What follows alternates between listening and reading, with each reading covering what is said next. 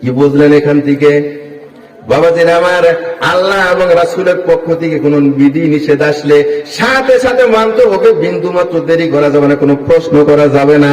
কিন্তু বাবাজির আমার, বন্ধুরা আমার, নেতা যদি আদেশ করে সেটা দেখতে হবে নেতা যে আদেশ করে সেটা কোরআন হাদিস মোতাবেক কিনা। কোরআন হাদিস মোতাবেক যদি হয় নেতার অনুসরণ করা ফরজ, আর কোরআন হাদিসের বিপক্ষে যদি হয় নেতার বিপক্ষে যাওয়াও ফরজ। এই জন্য আল্লাহ এখানে আতিউন শব্দ লেখে নাই। সম্মানিত ভাইরা, বাবাজির আমার, বন্ধুরা আমার, একটু বুকে হাত দিয়ে বলেন তো আমরা মুসলমান নাকি সকলেই? কতক্ষণ এনে যারা আছি সবাই মুসলমান না? মুসলমানের জন্য আল্লাহ রাসূল দুটি জিনিস শিখিয়েছেন। কয়টি? আর তারাকতু ফিকুম আমরাইন লান তাদিল্লু মা তামাসসাকতু বিহিমা কিতাবাল্লাহি ওয়া সুন্নাত রাসূলিহি। আমি তোমাদের জন্য দুটি জিনিস রেখে যাচ্ছি, একটা আল্লাহর কোরআন, আরেকটা হলো আমার হাদিস। এই দুইটা জিনিসকে তোমরা যতক্ষণ পর্যন্ত আঁকড়ে ধরে থাকবে ততক্ষণ পর্যন্ত কেউ তোমাদেরকে গোমরাহ করতে পারবে না। ঘোষণা কার? আল্লাহর। আল্লাহর ঘোষণা যদি হয় একটু বুকে হাত দা বলেন, মুসলমান তুমি রাজনীতি করো, কোনো অসুবিধা নাই। যাদের নেতৃত্বে রাজনীতি করো তারা কি কোরআন হাদিস মাইনা চলে কি চলে না? কথা কোন? একটু খেয়াল করেন, নিজেরা জিজ্ঞেস করেন, আমি যার পিছিয়ে ঘুরতেছি সে কোরআন হাদিসের পায়বন্ধ কিনা।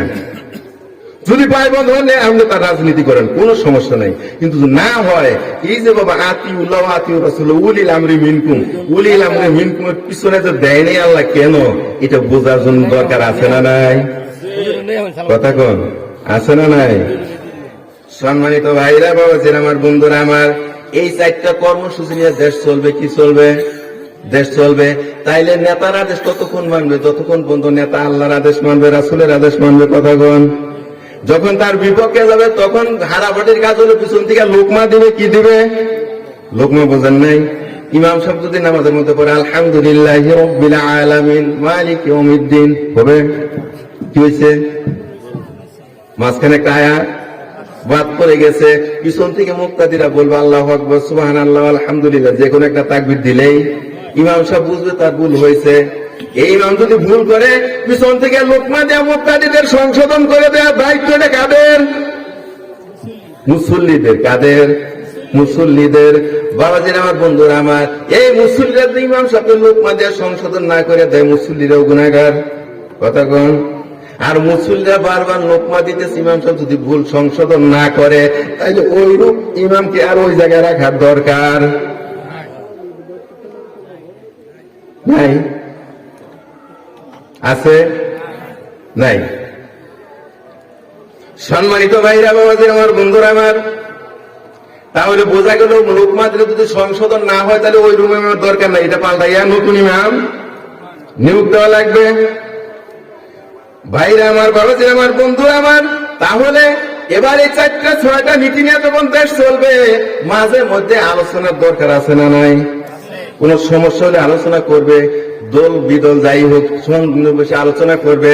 আলোচনা করার জন্য আল্লাহ কোরআনুল কারীমের ভিতরে একটা সূরা দিয়েছে, নাম হলো সূরাতুল মুজাদালা। এটা 58 নম্বর সূরা।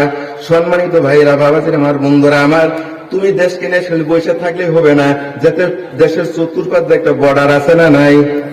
বর্ডার যখন বাবা আছে, বর্ডার সম্পর্কে বাইরের লোকদের একটা দৃষ্টিপাত করা লাগে কিনা? আমাদের অধিকার ঠিক রাখা লাগবে কিনা? আমার বর্ডারে থাইকা আমার লোকেরা বসবাস করবে, তুমি বাইরের লোকগুলি করে আমার দেশের লোককে মার, বাইরে কি চলবে? চলবে না। বর্ডার নিয়ে উচ্চ স্বরে তুমি কথা বলবা, এই ধরনের একটা না সূরা আল্লাহ পবিত্র কোরআনের নাম করেছে সূরাতুল জাসিয়া। জোরে বলুন সুবহানাল্লাহ। তুমি বর্ডার নিয়ে কথা বলবা।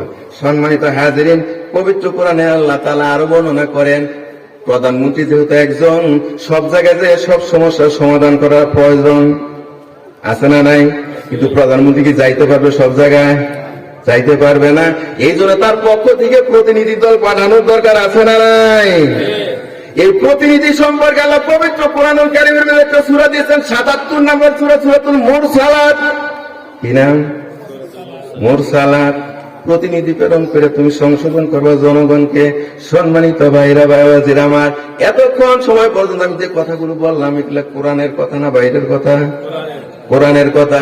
কোরআন দিয়ে যদি আমাদের সূচিপত্র দেশটা চলতো, দেশটা শান্তি মতো চলতো না অশান্তি? কিন্তু চলে না। অথচ আমরা কি মুসলমান না? মুসলমান হিসেবে আমাদের এটা দাবি কিনা? কিন্তু বাবা কোরআনের এই কথাগুলো যখন আমরা মানুষকে বলতে যাই, বুঝাইতে যাই, এক শ্রেণীর লোক বলে হুজুর আবার রাজনীতি করে কে?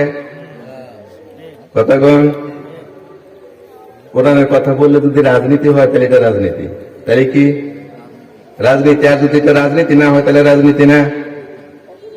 রাগ করতেছেন আপনারা? অসুবিধা হয়েছে আপনাদের? বুঝছি অনেকে মন খারাপ করছেন, এটা আমি জানি। সবাইকে মহব্বতে জিকির করেন লা ইলাহা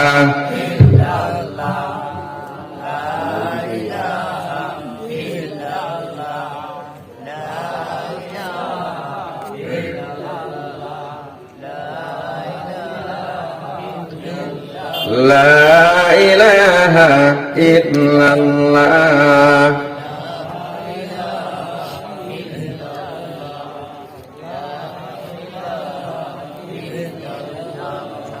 লা ইলাহা ইল্লাল্লাহু মুহাম্মাদুর রাসূলুল্লাহ সকলে বলি সাল্লাল্লাহু আলাইহি ওয়াসাল্লাম। সম্মানিত হাজিরিন, আমি আপনাদের সঙ্গে একটা সূরা তেলাওয়াত করেছিলাম, নাম বলছিলাম কি?